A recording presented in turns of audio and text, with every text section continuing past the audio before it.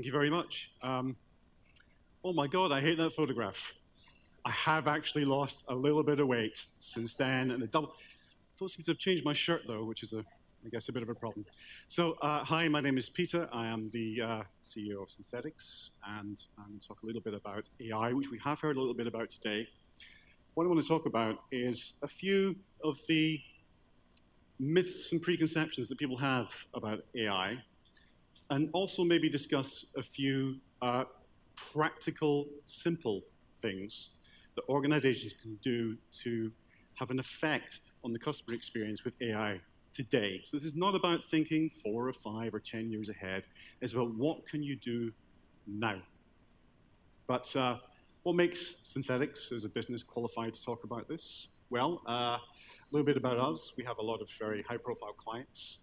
Notably, we did London 2012. We are one of the leading firms in the UK for digital customer engagement. We have actually deployed over 200 AI-based implementations over 17 years.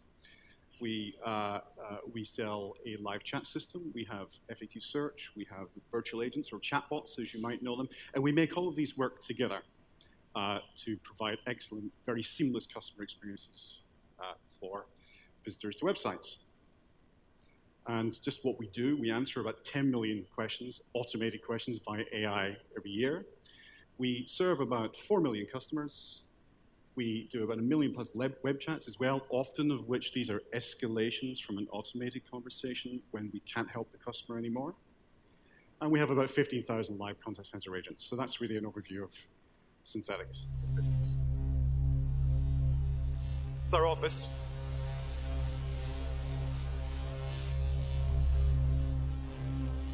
So for hundreds of years, man has been fascinated with the idea of automating intelligence and making it work for him.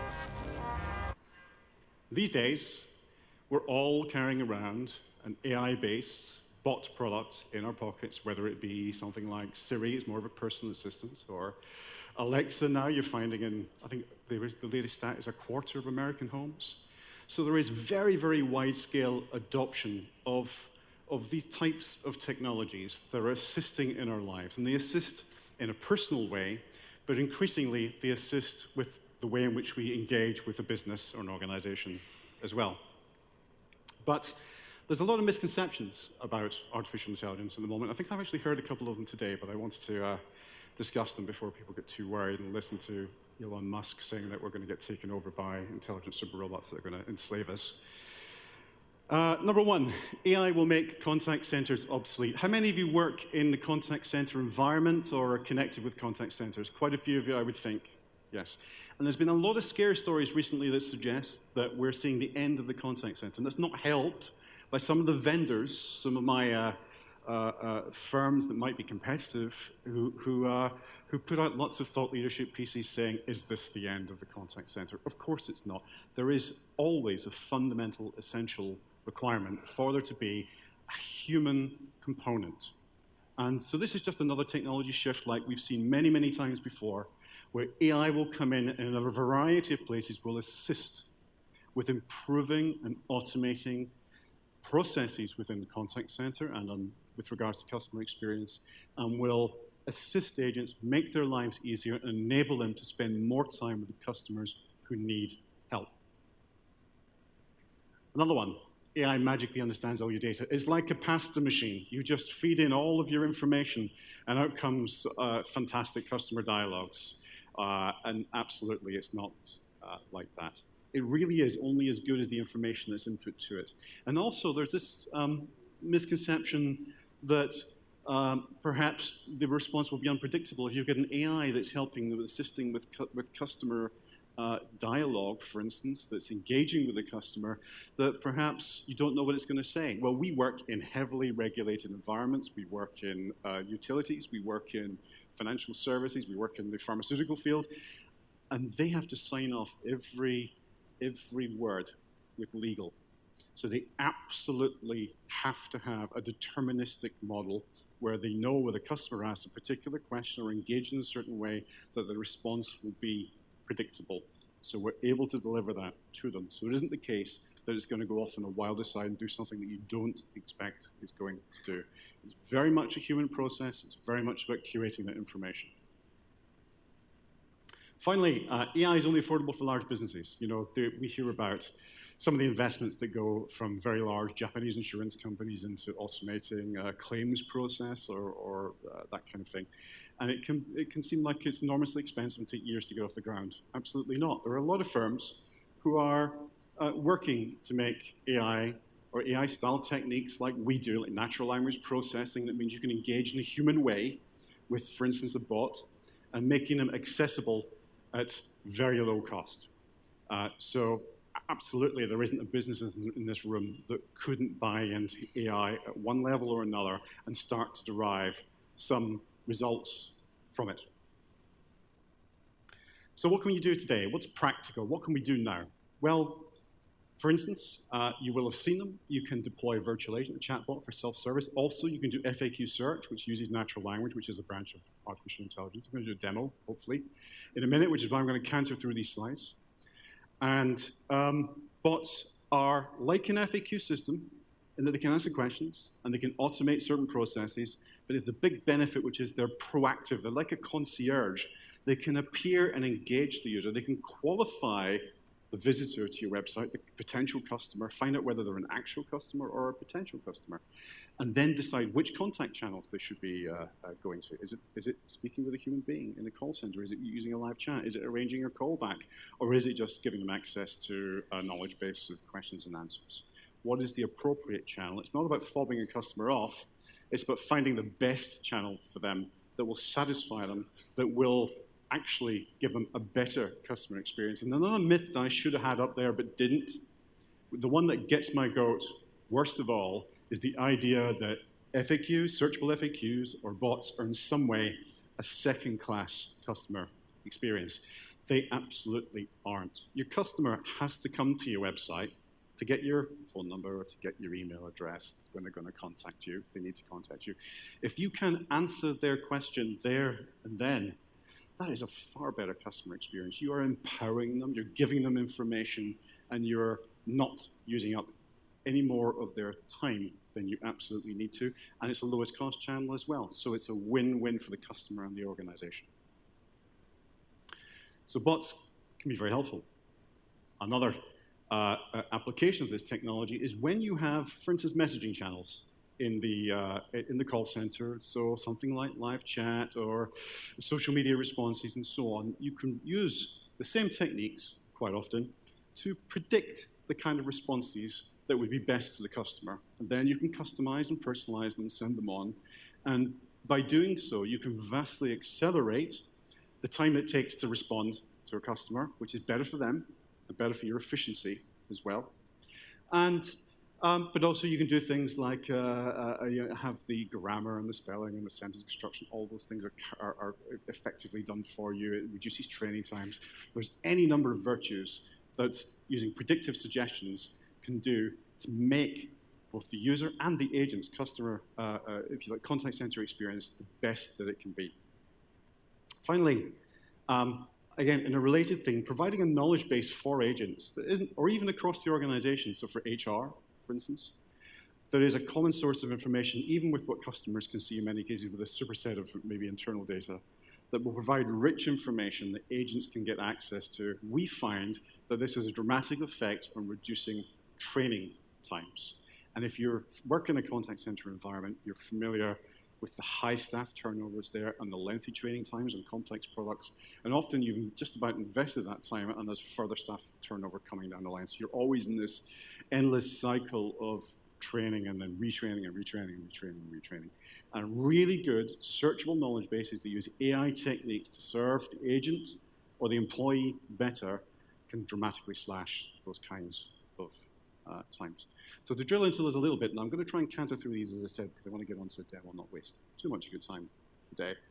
Chatbots, again. So what is a bot? There's a picture of one on the right-hand side there. And what we're doing is talking about a tool that supports customers via a conversational approach. So it looks like a live chat. Crucially, if anybody says to you, we'll pretend that it's a real person. We'll pretend that it's not a bot. That's wrong. Absolutely, you must be honest with your customer. You must not pretend that they're in a dialogue with a real person, because people are smart and they will figure it out, and they will not appreciate being duped that way.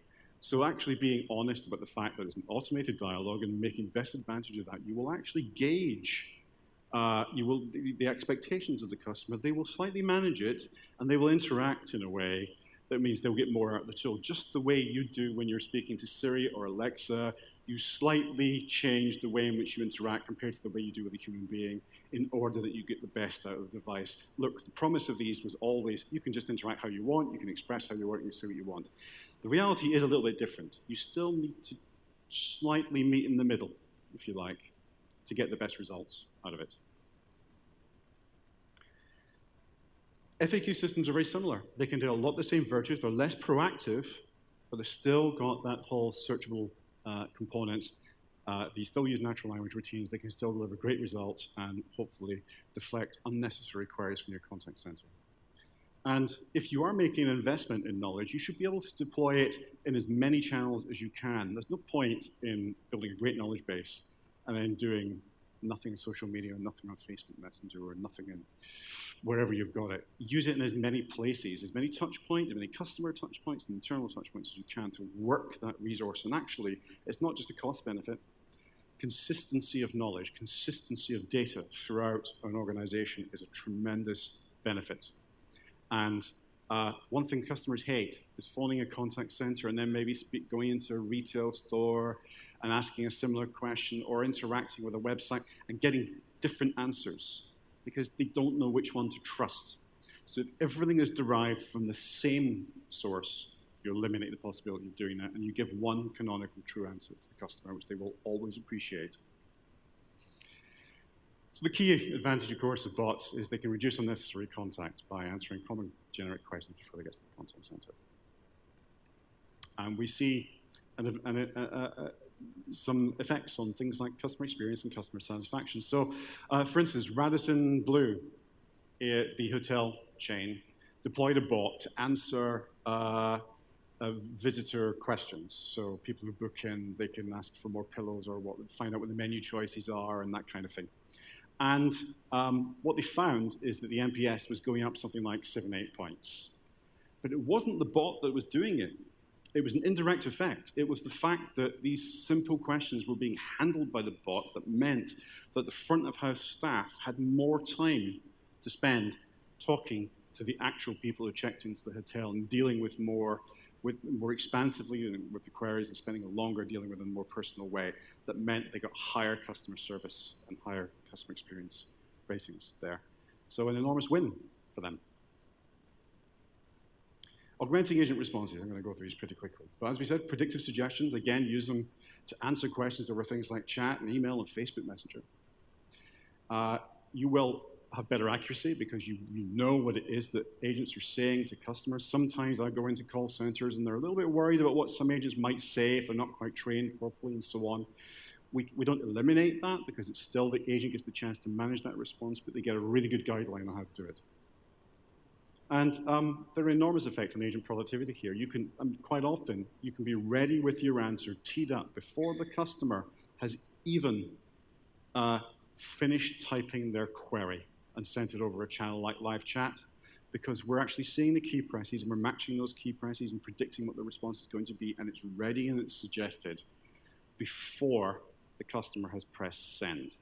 So that is quick. There isn't that 2-minute latency where the agent is having to type something out in response. That traditional live chat approach is now much better than it used to be. What about internal knowledge? Well, we're talking about internal searchable knowledge. There's an example of one on the screen where you're able to very simply search for what you want. The search part is so important because it enables people to find things quickly rather than drilling down through some internal knowledge base of hundreds of thousands of FAQs. And the machine learning components are there to ensure that what agents are asking for frequently is often there towards the top of the list and suggested. Good internal knowledge streamlines communication across the team, saves time and energy, and there's a phrase that one of my customers, Wessex Water, used, which is that it's a single source of truth in their business, a phrase that I think is so important. And let's go through some of those. I've already mentioned they're going to have effects on training times, increasing agent efficiency, and we find that greatly. So let's go there. Okay, I'm skipping because I want to go on to the demo. So let's, what I want to do is do a really quick demo of how a chatbot can automate a process, but then hand over to the contact center. So in a very practical way. So this works. Right, great. So I'm going to have to use a keyboard that I'm unfamiliar with, and I am also typing standing up, so I apologize. Okay. Right, now also what I'm going to do is I'm going to turn on speech. We don't often sell chatbots with speech, but it does demo well. So let's go for it. Tell me your first name. I'm going to say my name is Peter. Thanks. Hi, Peter. How can I help you today? I can help with any query you have about our services. Here are a few popular options. We turn the audio down just a tiny tad. Is that possible? Just so we don't blow people's eardrums. They'll be appreciative of us. Just like you interact with you'll notice I picked a Scottish accent. The shouting is unintentional. Scots people don't just shout. You're like, hello! No, I can't help you. I'm from Paisley. I don't know. Okay, so look, let's, before I actually follow the pre-planned dialogues that we've given, let me just ask a question like, how are you? Something soft, like that, something unpredictable. I'm very good right now. How are you? Yeah, I'm fine, thank you. Excellent. That's what I like to hear. What are you up to? Okay, I'm up at the CX Day. Oh, CX Day over in Birmingham. Great. How is the event going? Good. Tough crowd. No, pussycats. Hang on a second. Let's just go. No, they're fine. No, they're fine. Good to know. Hello everyone at CX Day. I hope you're having a great time. I can help with any query you have about our services. Here are a few popular options. Now, what Lynn is doing here is that she's done a little bit of the bants, but we've kind of got to the point where she really is saying you're here for a reason. It's like if you call a real contact center and start asking lots of irrelevant questions, they will eventually try and move you back on topic. And bots do the same thing here. So well, we've got a number of options. There are frequently asked questions in the contact center. What I'm actually going to say is I could click on them, but to report a leak. Okay. Thanks, Peter. I can help you to report a leak to us. I just need to ask you a few questions. Can you see water? So I'm going to say, yes, I can see water. So this is automating a process. Where can you see the water? Because otherwise, if I was calling the contact center and they're following a scripted session, they'd be asking me the same questions. Where can you see water? So in a public area with my garden boundary inside my house. The funny thing is, people don't always just conform to the choices that you've got here. So if I was to ask someone in the audience to name a public area, what was that? A park. Okay. The funny thing is, I've asked this many times, everyone says park. Right? I could just put park as the only keyword in here and it would be fine. Apart from one time when somebody said cemetery.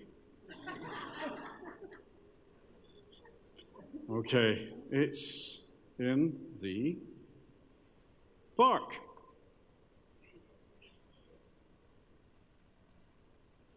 Thanks, Peter. You said it's in the park. I think that's a public area. A watercourse is the channel that a flowing body of water follows and could include a river, stream, dike, etc. Leaking water could enter the watercourse. Is there the potential for the leaking water to impact a watercourse? I'm going to say that there is. I'm going to click yes.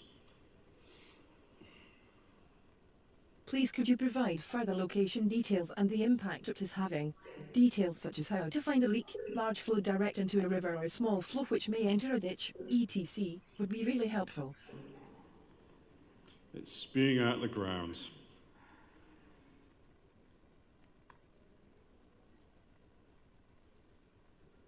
Please give details if there is any restriction with access or how we access the area. Just type it in blue and press enter or click send. It's near the gate.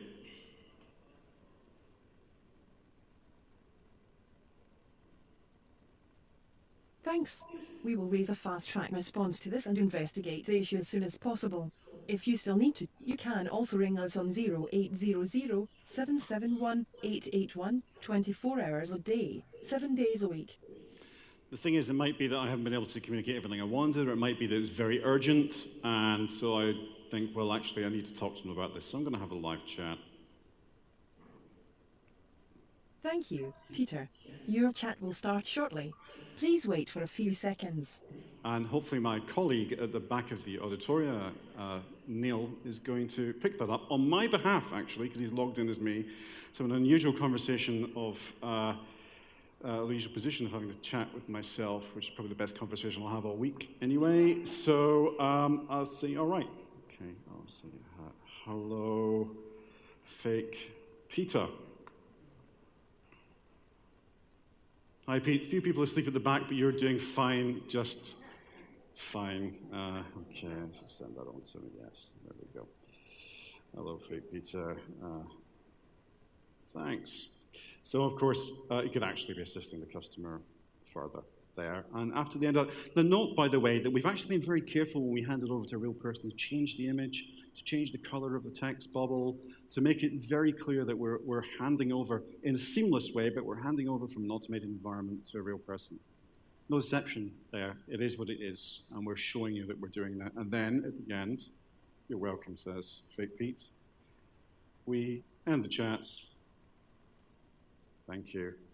And thanks you for speaking with Wessex Water Customer Service. Is there anything else I can help with today?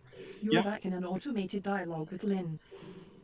We're back in the room, and we've been very clear to say you're back in an automated environment, and you can ask further questions or pursue billing options, find out about when your direct debit might be due, all kinds of things that will help. So that's a very practical example of how a simple bot is able to take a process that might be 5 or 10 minutes even on the phone, once the customer has actually got through on the phone, and automate it, and then at the right time connect with the human agent.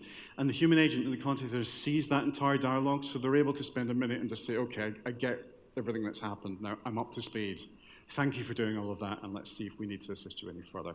So I think from the customer's point of view, it's been a great experience. From the agent's point of view, it's saved a lot of their time. It's a very practical way to implement, if you like, a AI that will actually have an effect on the customer experience. So I guess if anyone's got any questions, now would be the time.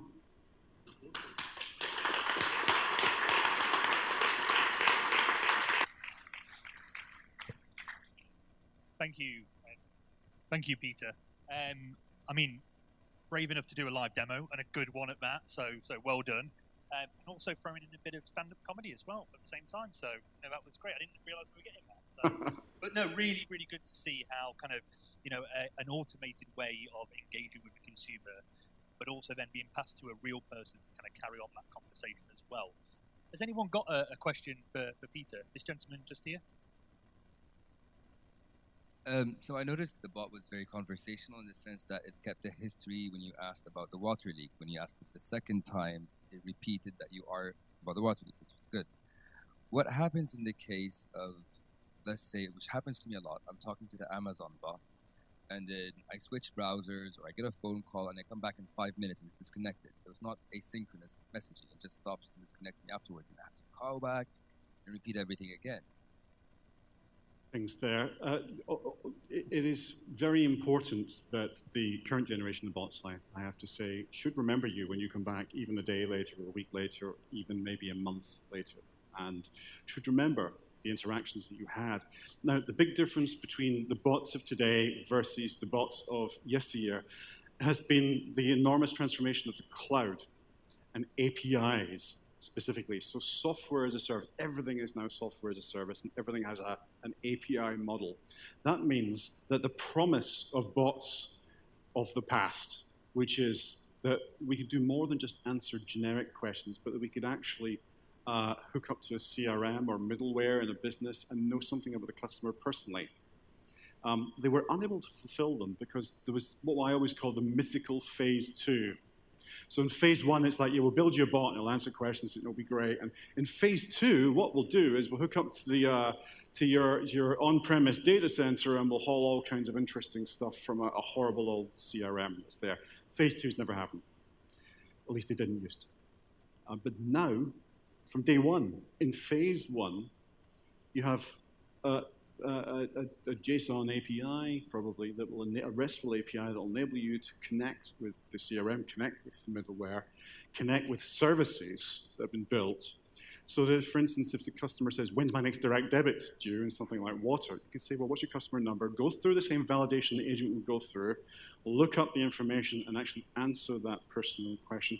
That was always the promise of bots. The problem with the past was that they would always say, you'd always go so far, answer those generic questions, but then eventually the customer would ask something that was personal to them, and you couldn't do it because we were effectively a walled garden. We're a walled garden no more. And with that comes the fact that the next time the customer visits, we have those records available in something like a Salesforce or Dynamics or ServiceNow, whatever you're using as a CRM in your business, where we can understand where the customer's come to that point. We have a session, and we can restart it. Does that answer your question? Thanks, I'm Peter. not saying Alexa does it. And unfortunately, that's all the time we've got for the questions. Okay. But Peter and the team at Synthetix are here as a sponsor, and they're kind of over there. So over the coffee break, please do go and have a conversation with Peter. Don't think you've got a bot on your stand, so it'll be with a real human beings. So thanks again, Peter. Cheers. Thank you, Jens.